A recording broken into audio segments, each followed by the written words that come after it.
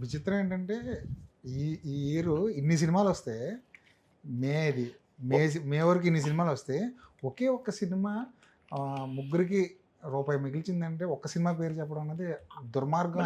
అంతే కదా మరి. ఇప్పుడు ఆ పరిస్థితులు ఉంది. నేనేమంటున్నానంటే ప్రొడ్యూసర్ వచ్చి రెమ్యునరేషన్ ఎక్కువ ఇచ్చి చేయడం ప్రొడ్యూసర్ తప్పు.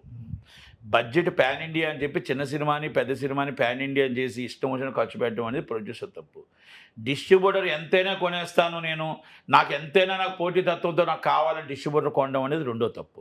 ఈ డిస్ట్రిబ్యూటర్ ఎగ్జిబ్యూటర్ ఎంత అడిగితే అంత షేర్ గ్యారెంటీలా లేకపోతే అడ్వాన్స్లా తీసుకొచ్చి ఎగ్జిబ్యూటర్ సినిమా నేను వేస్తాను అనుకోవడం మూడో తప్పు. ఎగ్జిబ్యూటరు ఎప్పుడు కూడా అంటే కొన్ని ఏరియాలో షేర్ గ్యారెంటీలు ఉన్నాయి. ఏరియా లేనప్పుడు అడ్వాన్సే ఇస్తే ఆ అడ్వాన్స్ ఇచ్చిన డిస్ట్రిబ్యూటర్ ఏమైనా తేడా వస్తే అప్పులు పాలైపోతాడు. మొన్న గాయత్రి సతీష్ అని ఉన్నాడు, వాడు ఎవడో లేని రేట్లు పెట్టాడు, అఖండ 7 కోట్లు పోయింది. నడి రోడ్డు మీద ఉన్నాడు ఈరోజు. 28 కోట్లు అప్పులు చేశాడు. 28 కోట్లు ఏజెంట్ వాడిదే.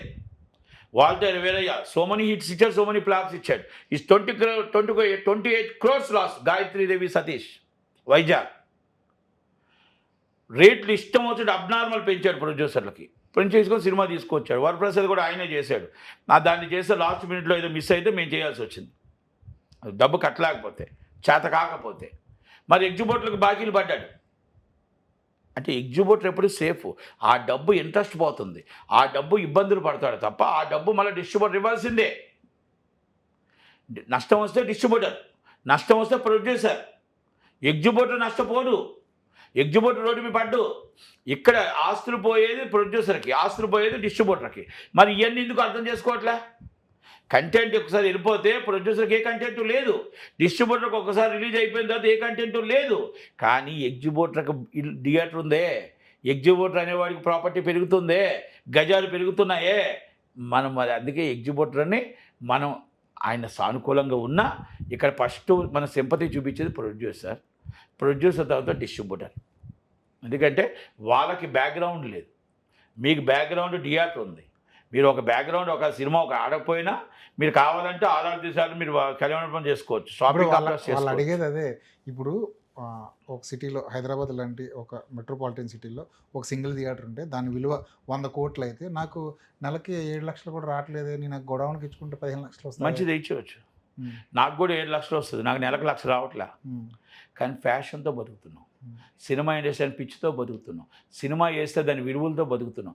ఫలానా థియేటర్ అంటే ఓనర్ అంటే ఒకలాగా ఉంటుంది, గొడవ ఓనర్రా అంటే ఏ గొడవ స్క్రాప్ అని గొడవ ఓనర్ అంటే ఎలాగుంటుంది, ఫలానా థియేటర్ ఓనర్ అంటే ఎలాగుంటుంది. ఈ రెండింటిలో వాయిస్ ఎలాగొస్తుంది చెప్పండి. ఇక్కడ 2 వాయిస్లు చూడండి మీకు. అంటే గొడవ అంటే ఒక విలువ ఉంది, థియేటర్ అంటే ఒక విలువ ఉంది. థియేటర్ డబ్బులు తక్కువ రావచ్చు, మార్కెట్లో విలువ పెరుగుతుంది. మనకి ఈరోజు పెద్దలు మనకి ఇచ్చింది ఎందుకు థియేటర్ ఇచ్చారంటే వాళ్ళు ఒక థియేటర్ వాళ్ళ ఫ్యాషన్తో ఆ థియేటర్ కట్టారు. ఆ ఊళ్ళో థియేటర్ కట్టి ఎన్ని చేశారంటే ఈ లీజు ఓనర్స్ వల్ల ప్రాబ్లం వస్తుంది. లీజు ఓనర్స్ వల్ల థియేటర్ డిస్ట్రిబ్యూటర్లు, కొంతమంది డిస్ట్రిబ్యూటర్ల వల్ల, అప్పుడు డిస్ట్రిబ్యూటర్ సునీల్, అప్పుడు డిస్ట్రిబ్యూటర్ ఇంకా ఉండేవారు దిల్ రాజు గారు, సురేష్ మూసి అందరూ ఆలూరులో ఎంపీటీసీ, ఆలూరులో ఎమ్మెల్యే, ఆలూరులో జడ్పీటీసీ, 2-3 గన్మెన్లు. అప్పుడు నక్సలైట్లు ఎక్కువ ఉండేవారు 96, 95లో. ఆ ఊర్లోని పెద్ద గన్మెన్లు వేసుకొని ఊరికి వచ్చేవారు. లోనకి ఎంట్రన్స్ ఇవ్వడానికి ఏంటో తెలుసా, సాయంత్రం దాకా ఉంచేవారు వాళ్ళని.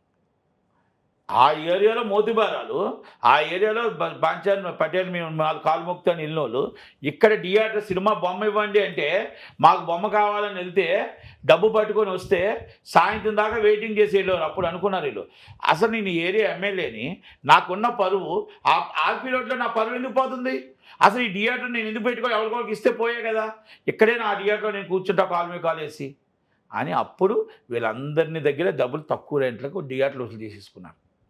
థియేటర్లు అన్నీ తీసుకొని ఇప్పుడు ఆడిన దాట పాడిన బాట పడుతున్నారు. నిజమైన ఎగ్జిబ్యూటర్ లేడు.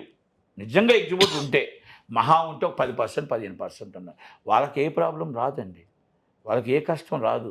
ఇక్కడ లీజు ఓనర్గా తీసుకున్నది థియేటర్ని నేను డైరెక్ట్ అడుగుతున్నా, దిల్రాజు గారు, సునీల్ గారు, వారానికి మీరు తీసుకున్న రెంట్ ఎంత? 1 లక్ష, 2 లక్షలు. మీరు వేస్తున్న రెంట్ అంతా 7 లక్షలు, 6 లక్షలు. ఎంత వ్యత్యాసం ఉంది? బుక్ మై షో ఎంత వస్తుంది? క్యాంటీన్ ఎంత వస్తుంది? ఇవన్నీ ఒకసారి లెక్కేద్దాం. అంటే లీజ్ ఓనర్కి వెళ్తుంది ఈ డబ్బు, లీజ్ ఓనర్కి వెళ్తుంది.